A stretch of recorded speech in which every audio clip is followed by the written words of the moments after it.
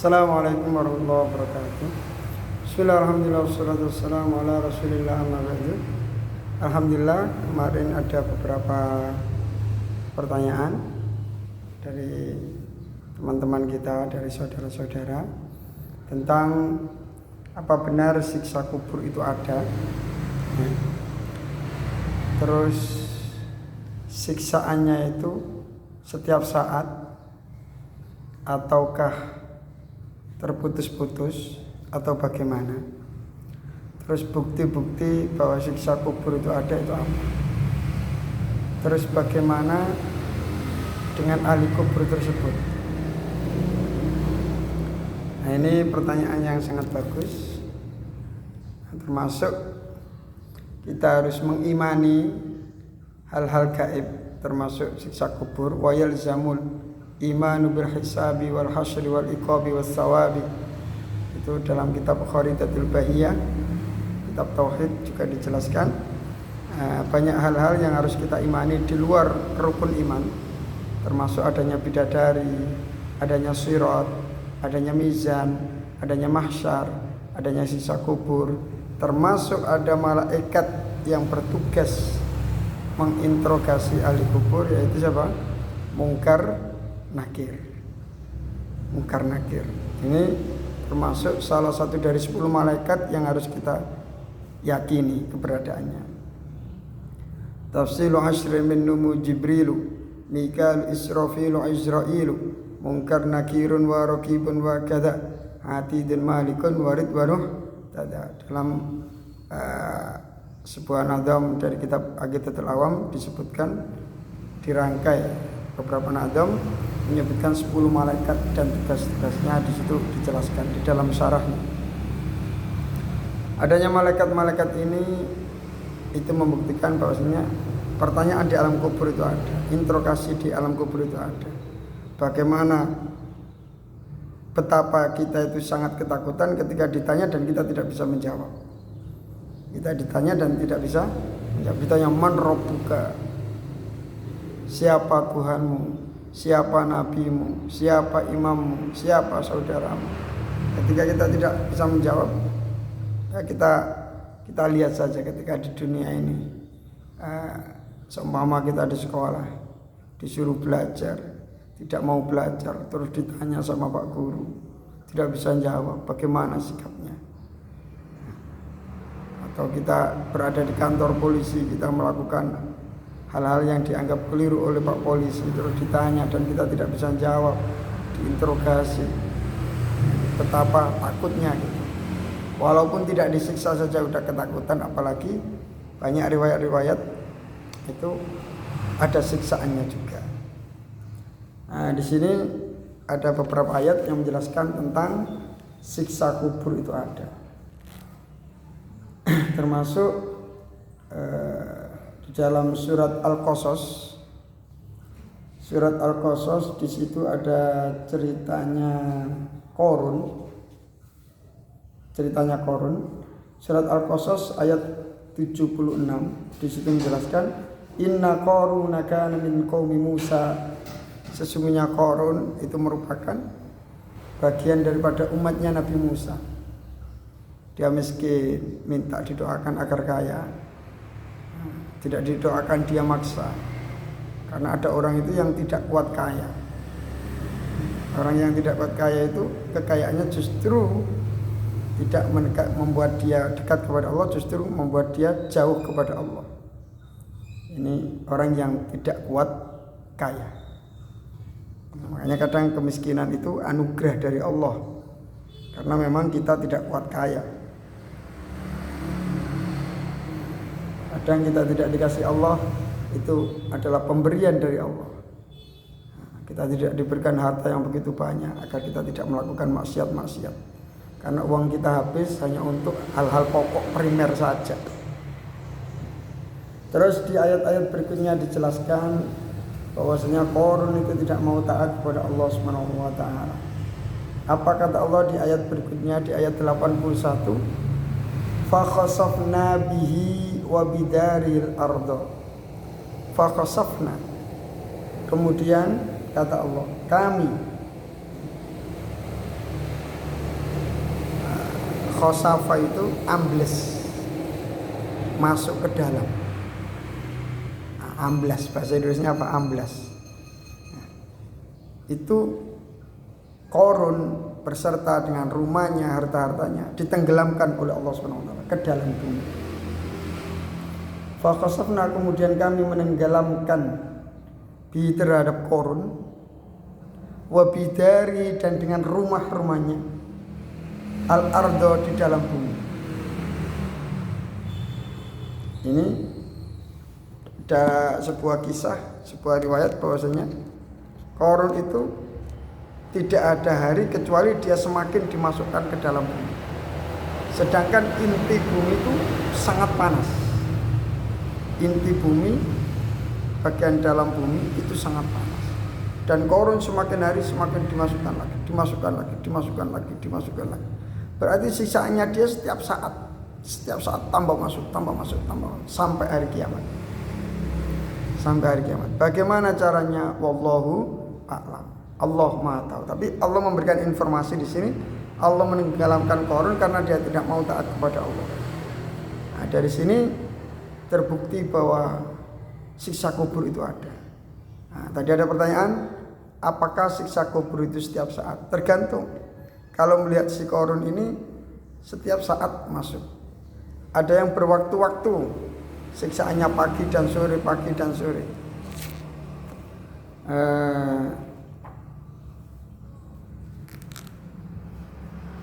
Ini ya, dalam surat Ghafir ayat 46 itu juga dijelaskan, an-naru yu'raduna 'alaiha ghuduwwan wa 'ashiyya. An-naru, adapun api. Ini juga tadi surat apa? Surat Al-Qasas.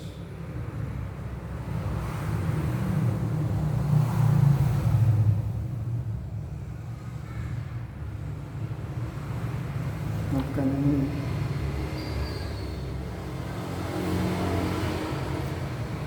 Dalam, ya betul, ini surat Al-Ghafir itu dijelaskan begini.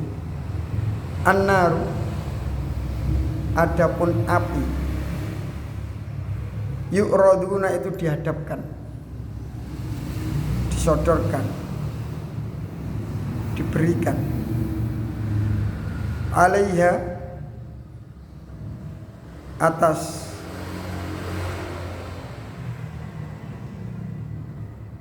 yu'raduna, mereka orang-orang di alam kubur itu dihadapkan, ilaiha, kepada an-nar, kepada api tersebut, wuduan, di waktu pagi, wa asyian, dan di waktu sore. Di akhirat itu tidak ada pagi dan sore, karena matahari tidak ada. Adanya siang, malam, pagi, sore itu karena adanya matahari. Di akhirat matahari sudah tidak ada. Jadi di akhirat tidak ada pagi dan sore. Nah, jadi ayat ini menunjukkan bahwasanya siksaan ini ketika masih belum kiamat, masih ada pagi, masih ada sore. Api itu dihadapkan kepada mereka, orang-orang yang tidak mau taat kepada Allah Subhanahu wa taala.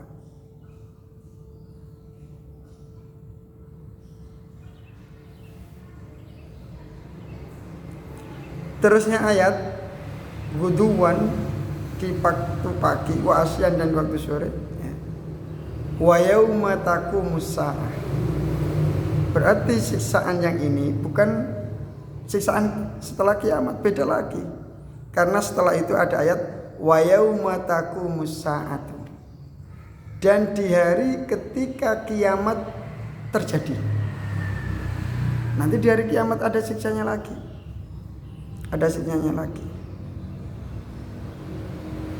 Kata Allah Subhanahu wa taala, nanti di hari kiamat, adkhilu, masukkanlah oleh kalian semua, para malaikat, ala fir'auna, kepada keluarganya Fir'aun, orang-orang yang mengikuti ketersesatan Fir'aun. masukkanlah mereka keluarga Fir'aun itu asyaddal adab, terhadap siksa yang sangat pedih.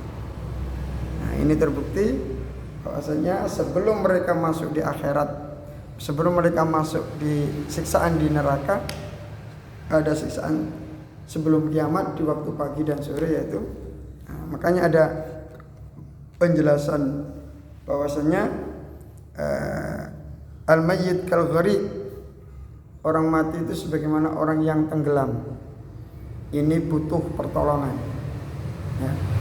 Kalau memang mereka itu tidak butuh pertolongan, kalau mereka itu tidak butuh doa, untuk apa Rasulullah menyampaikan awwaladun salihun yad'ulahu. Dalam hadis, idza mata ibnu Adam in qata amaluhu illa min salasin. Ketika anak Adam itu meninggal, maka semua amalnya putus kecuali 3 hal. Termasuk anak yang mendoakan dia. Anak yang mendoakan dia. Mendoakan apa? Mendoakan agar orang tuanya dicabut dari siksaan-siksaan itu. Siksa kubur. Bayangkan ya. Bayangkan bagaimana seseorang memiliki dosa dan disiksa di alam kubur. Nah, ini ya sangat berat. Sebagaimana orang tenggelam, nggak ada yang nolong, terus tenggelam, minum air, ketelan air lewat hidung, lewat telinga. Ini masya Allah sangat menyakitkan. Orang di alam kubur itu seperti itu. Dan betapa tidak teganya kita ketika yang disiksa di alam kubur itu adalah orang-orang yang kita sayangi. Orang tua kita, ibu kita, anak kita, saudara kita, paman kita, bibi kita, Pak D kita. Andai kata orang-orang itu jatuh saja, jatuh di dunia, terus berlumuran darah, terus terluka, betapa sedihnya kita. Itu jatuh di dunia yang bisa dibawa ke dokter. Bagaimana ketika hal-hal yang menyakitkan itu menimpa saudara-saudara kita yang sudah berada di alam kubur? Mau keluar tidak mungkin, mustahil, karena jatah kehidupannya di dunia sudah habis. Nah, ini berada di dalam kubur. Ya kalau orang baik, makanya penting, makanya bukti adanya sisa kubur itu termasuk sebelum salam itu ada doa Allahumma inni a'udzubika min adzabil qabri, min adzabil qabri wa min fitnatil mahya wal mamati wa min fitnatil masihid dajjal ya muqallibal qulub tsabbit qalbi ala dinik. Ada doa seperti itu. Ini sebagai bukti bahwasanya siksa kubur itu ada. Allahumma inni a'udzubika min adzabil qabri. Ya Allah, saya minta perlindungan kepadamu dari siksa kubur. Wa min adzabin nar, dan dari siksa neraka. Ada siksa kubur, ada siksa neraka. Wa min fitnatil mahya, dan dari ujian hidup yang berat. Wal mamati, dan ujian setelah mati, pertanyaan malaikat mungkar nakir itu. Dalam sebuah riwayat kalau tidak bisa menjawab dipukul sampai hancur. Kumpulkan lagi, dihidupkan lagi, ditanya lagi, tidak bisa, pukul lagi sampai hancur. Nah, kita dipukul pakai tongkat saja sakit, apalagi dipukul dengan hal yang sangat besar sampai tubuh kita itu hancur. Seperti apa dahsyatnya pukulan itu. Ada lagi bukti bahwa siksa kubur itu ada, itu apa? Diriwayatkan oleh Abdullah bin Abbas radhiyallahu anhuma bahwasanya beliau berkata, qala marran nabiyyu sallallahu alaihi wasallam. Nabi pernah lewat, melintasi bi qabraini, terhadap 2 makam, 2 kuburan. Faqala sallallahu alaihi wasallam, kemudian Nabi sallallahu alaihi wasallam bersabda, inna huma la yu'adzabani, sesungguhnya kedua ahli kubur ini disiksa keduanya. Termasuk Rasulullah itu memiliki mukjizat dapat melihat alam gaib. Apa yang berada di balik itu Rasulullah dapat melihat. Apa yang berada di belakang Rasulullah dapat melihat sebagaimana di depan. Ini mukjizatnya Rasulullah, keistimewaan Rasulullah. Bahkan Rasulullah bisa melihat apa yang terjadi di alam kubur. pada seseorang. Dan Rasulullah menginformasikan kepada kita bahwasanya ada 2 mayat yang dikubur di alam kubur. Kalau tidak dikasih tahu Rasulullah, kita tidak akan tahu. Alhamdulillah Rasulullah memberikan informasi itu kepada kita sehingga kita tahu bahwa ada 2 mayat yang disiksa di alam kubur. Wa ma yu'adzabani fi kabirin, dan keduanya itu tidak disiksa dalam hal yang sangat berat, bukan karena kesalahan yang parah, karena hal sepele mereka disiksa itu. Amma ahaduma, adapun salah satu dari keduanya ini, fakana la yastatiru minal baul, adapun satu dari keduanya itu disiksa karena dia tidak menutupi diri dari kencingnya. Dalam Islam itu ad-dinun nadhafah. Islam itu agama yang bersih, agama yang suci, agama yang sesuai dengan fitrah manusia. Makanya apa yang keluar dari manusia itu mengandung kuman, seperti air kencing, BAB, macam-macam ini mengandung kuman. Muntah, orang muntah ini najis semua, mengandung kuman.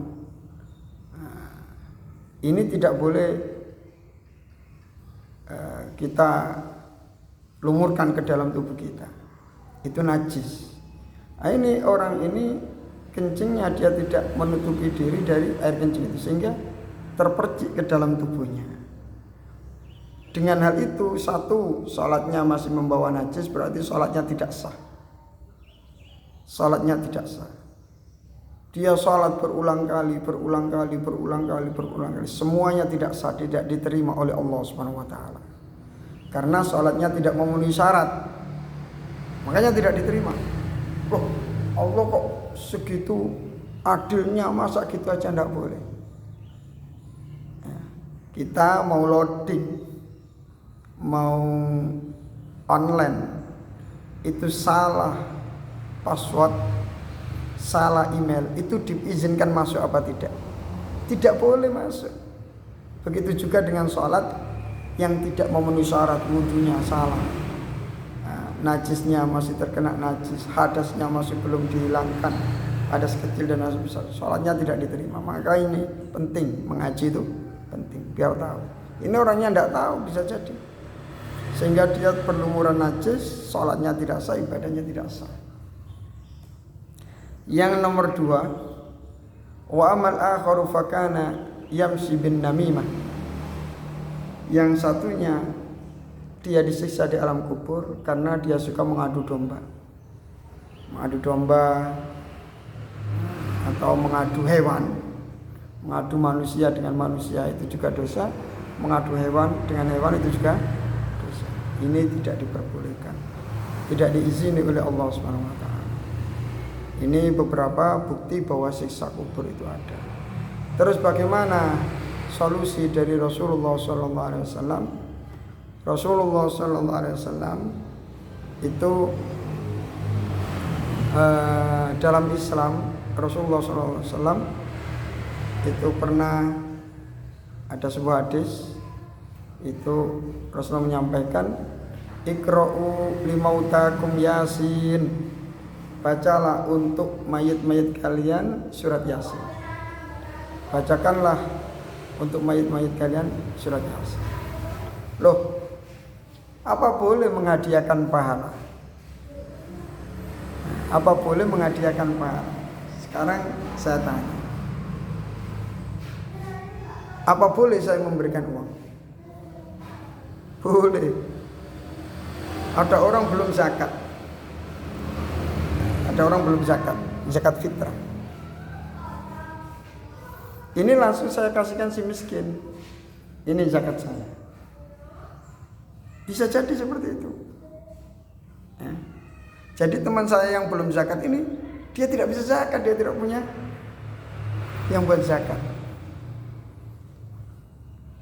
Lalu kita kasih dia uang, ini saya kasih uang ya, saya kasih uang 30.000. Akhirnya sama teman saya dibuat untuk beli beras. Dia bayar zakat. Dia dapat pahala apa enggak? dapat pahala. Pahalanya dari mana? Dari uang saya. Dari uang saya. Jadi orang itu bisa langsung memberikan pahala, bisa langsung memberikan berupa uang. Kamu saya kasih uang nak. Nak, kamu saya kasih uang. Buat apa ya? Nanti kamu sholat Jumat, masukkan ke kotak amal masjid. Anak saya dapat pahala apa enggak? Dapat pahala. Atau saya berangkat sendiri. Saya berangkat ke masjid, saya masukkan ke dalam kotak masjid. Saya dapat pahala enggak? Saya dapat pahala. Anak saya tidak dapat pahala. Seperti itu. Jadi memberikan uang ini boleh. Yang uang ini nanti dibuat amal menjadi pahala. Atau memberikan pahalanya secara langsung juga tidak apa-apa. Makanya terkadang ada yang doa, ketika kirim doa itu, ya Allah saya minta pahala sebagaimana yang engkau berikan kepada saya dari bacaan Yasin dan doa-doa tadi. Saya meminta doa yang pahala yang sama untuk ahli kubur saya. Itu dikasih apa enggak sama Allah? Dikasih. Kata Allah, ud'uni astajib lakum. Mintalah sama saya akan mengabulkan. Baik minta uang, atau minta pahala, atau minta apa, atau minta kesuksesan, semuanya dikasih sama Allah Subhanahu wa taala. Terus kenapa dalam Islam itu harus ada kirim doa 7 hari, harus ada sebenarnya nggak harus ya, sunnah disunahkan sebaiknya. Nah, sunnah apa bid'ah? Ya kalau dikatakan bid'ah ya silakan, bid'ah hasanah. Ini suatu ketika saya bertemu dengan teman saya, dan kebetulan pas ada teman yang keluarganya meninggal. Akhirnya saya berinisiatif untuk takziah ke teman saya yang keluarganya meninggal. Terus saya takziah ke sana, dan masya Allah itu hari ke-7 Hadratus Syekh Mbah Maimun datang. Karena itu kirim doa terakhir 7 hari, Mbah Maimun menyampaikan penjelasan-penjelasan. Termasuk penjelasan Mbah Maimun itu seperti ini. Kenapa orang meninggal di Indonesia, di Yaman oleh para ulama itu sampai dibuatkan kirim doa tahlilan sampai 7 hari? Kenapa tetangga-tetangga sampai datang ikut mendoakan?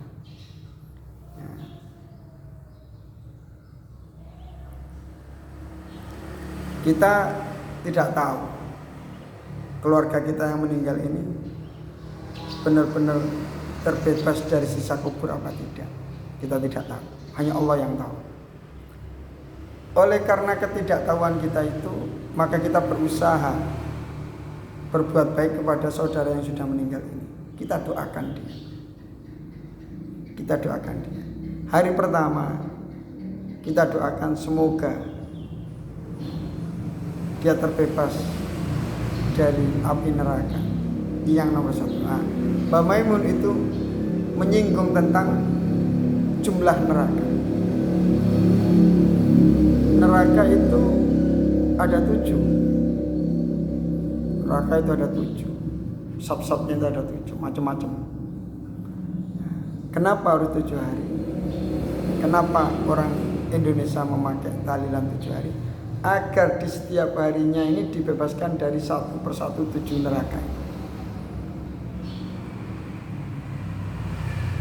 Sebenarnya untuk mendoakan ahli kubur kita nggak hanya sebatas 7 hari, walaupun setiap hari sampai selama kita hidup tidak masalah.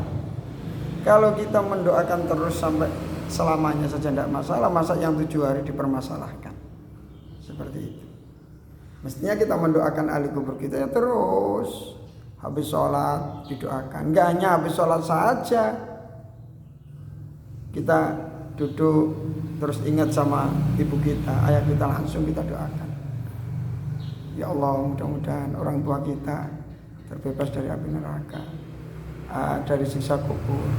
Ya Allah, jadikanlah makam atau ya, makam daripada orang tua kita menjadi sebagaimana pertamanan surga. Ya, cobalah kita bayangkan, kita seumpama di penjara saja, itu ada lampunya, itu jenuh, tidak ada hiburannya, itu jenuh, padahal lumayan luas, kita bisa tidur, itu jenuh. Apalagi di liang kubur, liang lahat yang hanya segitu, itu jenuh.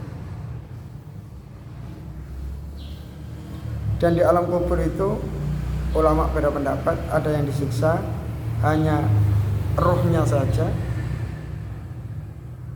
ada yang ruh dan jasadnya saja. Wallahu a'lam. Yang disiksa apanya itu bukan urusan kita, itu urusan Allah Subhanahu wa taala. Yang terpenting dari Al-Qur'an ataupun hadis ada data yang akurat bahwa siksa kubur itu ada. Dan sebaiknya kita doakan orang-orang yang kita sayangi agar tidak disiksa di alam kubur. Seperti itu. Terus 40 hari, 100 hari. Karena dalam setiap 40 hari itu Allah memiliki rahasia tersendiri. Dalam tubuh manusia setiap 40 hari itu ada perubahan tersendiri. Contoh, ketika bayi itu masuk ke dalam rahim, dalam sabda Rasulullah SAW 40 hari berubah berbentuk masih tetap sperma. 40 hari kedua menjadi segumpal darah. 40 hari kedua berubah menjadi segumpal daging yang kemudian diberikan roh.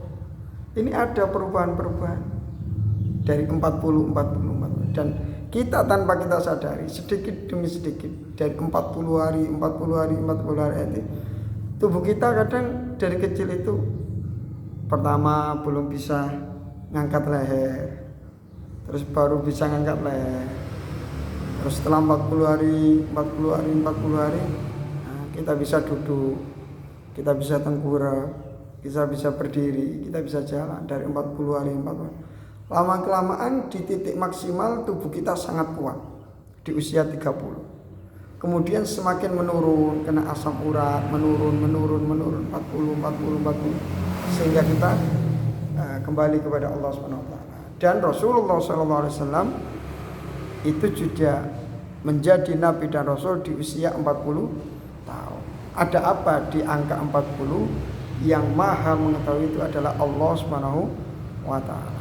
Dan kita mengetahui isyarat-isyarat sedikit tentang perubahan-perubahan 40 hari. Oleh karena itu di sebagian muslim-muslim di Jawa itu mengadakan ritual kirim doa yang ke hari ke-40.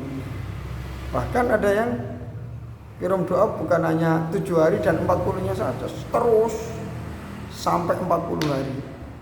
Ada yang seperti itu. Setiap hari ke alam kubur setiap hari. Dan kita juga disunnahkan untuk ziarah kubur dengan banyak alasan. Perbanyaklah kalian berziarah terhadap kubur karena hal itu mengingatkan terhadap kematian. Kalau kita ingat kematian, kita akan berusaha melakukan amal-amal baik agar kita mendapatkan balasan yang baik-baik dari Allah Subhanahu wa taala. Itu termasuk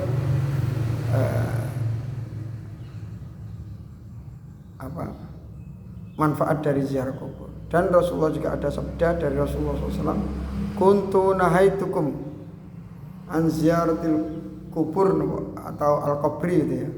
Saya lupa al-kubur atau al-qabri. Fazuruha. Dulu saya pernah melarang kalian ziarah kubur karena iman kalian masih belum kuat, bisa jadi minta kepada ahli kubur itu. Makanya saya larang. Sekarang iman kalian sudah kuat, kalian sudah kenal Allah Subhanahu wa taala, kalian sudah tahu bahwa ahli kubur tidak bisa memberimu apa-apa, justru kamu yang bisa mendoakan mereka. Oleh karena itu fazuruha, karena kalian imannya sudah kuat, sudah mintanya kepada Allah, pasrahnya kepada Allah, tawakalnya kepada Allah. Oleh karena itu fazuruha, berziarahlah kubur kalian semua untuk mendoakan ahli kubur kalian. Karena dalam satu riwayat lain, ahli kubur itu sebagaimana orang yang tenggelam yang butuh pertolongan.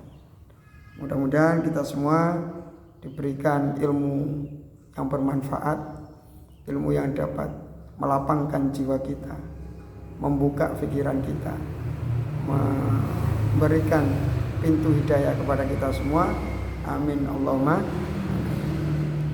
Jadi marilah kita jalin hubungan baik kita dengan orang yang masih hidup dan orang yang sudah meninggal.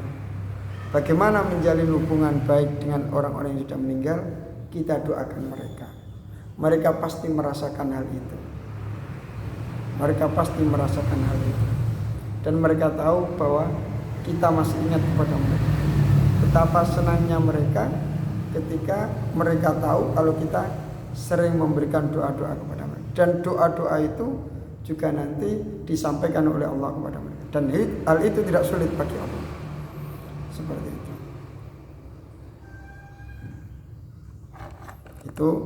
Terus kalau kita ingin menghadiahkan kepada ahli kubur, bisa.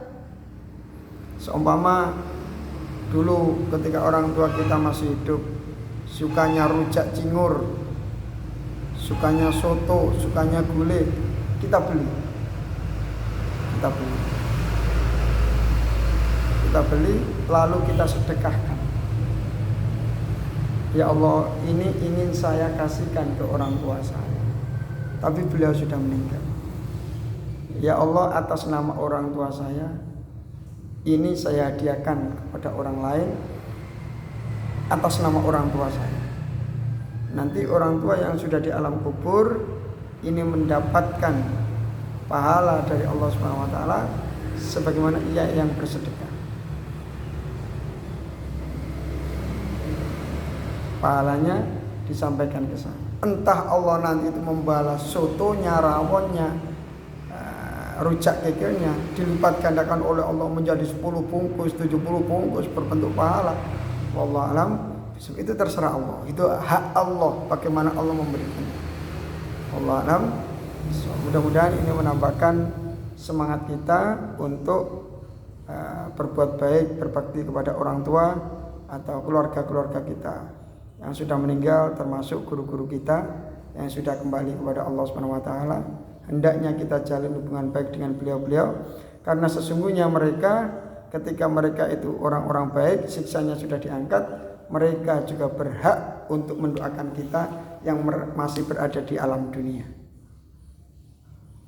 Mereka bisa saja, sebagaimana Rasulullah SAW itu di alam kuburnya disampaikan oleh Allah Subhanahu wa taala apa yang dilakukan oleh umatnya. Bahkan salawat kita juga disampaikan kepada Rasulullah SAW. Kalau salawat kita disampaikan kepada Rasulullah dan Rasulullah tahu ini salawat dari mana, dari Abdurrahim, salawat dari mana, dari Abdurrahman, ini salawat dari mana, dari Abdullah, Rasulullah tahu.